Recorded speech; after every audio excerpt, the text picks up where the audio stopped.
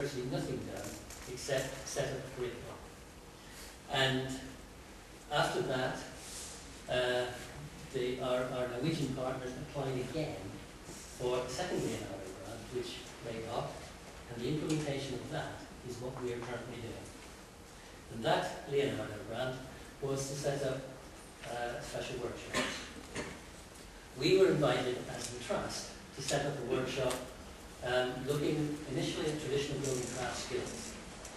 And we talked to Eugene, we talked to Vladimir, and we felt that we ought to broaden this and actually look at urbanism in architecture and the impact of architecture on the historic environment. And so this developed into the program that is going to be presented to you tonight.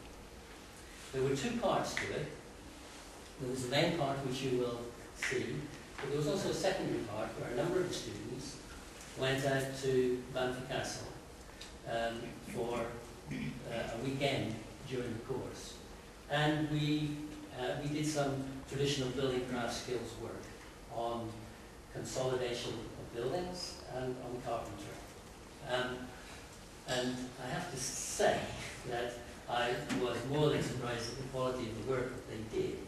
Those students who went in such a very, very short period. They were there for 2 days, and they achieved a few things that I have to kick a few students to do over a period of about a week.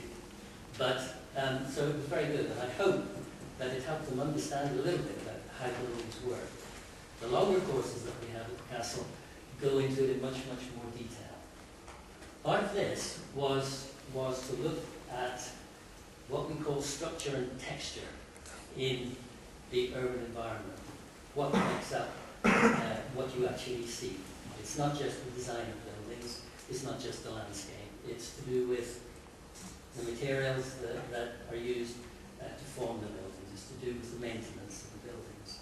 It's to do with the materials you use in maintenance. So all of these aspects interact. And we talk these through as part of the introduction to the workshop. I have to tell you that for the 2 weeks that we ran this workshop, I would say it's one of the most successful that we've had, and I really hope that this is going to be the first in a series of workshops. It was very different because, as you'll hear in a moment, it has a potential impact. Hopefully, the work that the students have done will actually be used by City Hall. And that is an important aspect. It's not just a project for the sake of doing a project. It's something that can be used, that can actually help transform the city in which we all live.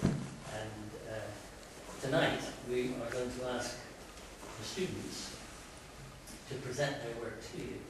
And I think it's better that they do that rather than we do that. The good side for them is that they don't have to present in English. So the good side for you is you don't have to listen all night. So the presentation will be in the main performance. Ah, okay.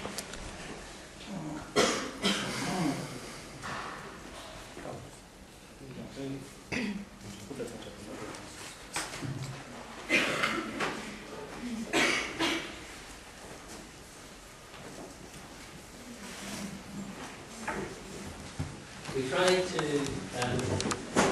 the first 2 days, I think it was, of the course, was just lecture. We tried to do it in such a way that it was as interactive as possible. So we tried to extract as much from the students as they were trying to extract from us. I think that was only fair, and it worked very, very well. Jane can comment on it himself in the medium if he wishes to.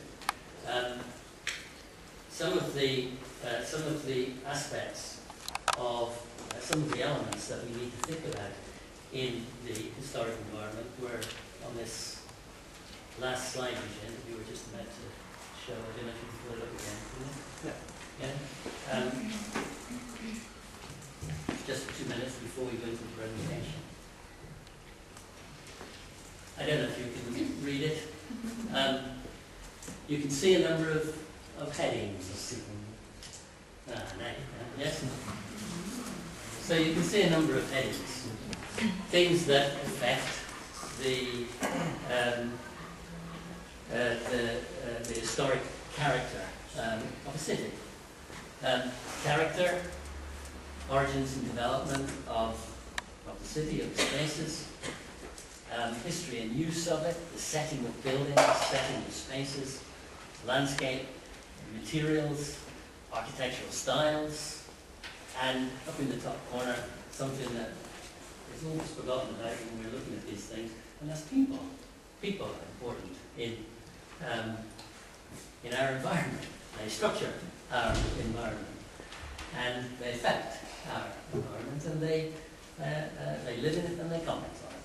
And so we went through, we had a bit of fun really to just ease our way through the lectures with each of these headings. And we tried to list all the things that impact under each of these headings. And if you look very closely, you'll see that in fact you've got the same thing in lots. In other words, the urban environment is full of interactions of all sorts of different elements. And this was really just to set us thinking before we went and walked the course, as it were, before we went and walked along the Sawmash, so that there were clear things in our minds that we were going to be looking for. And so it wasn't just an exercise of walking and thinking, oh, I like that, but that looks ugly. I don't like this. We need to know why. So all of these elements were there in setting that scene. So I shall hand over to the students, because I think the important element is that we have time to go through this completely, and you can see the quality of their work, which I have to tell you was very, very well commented upon when they did the presentations. Thank you.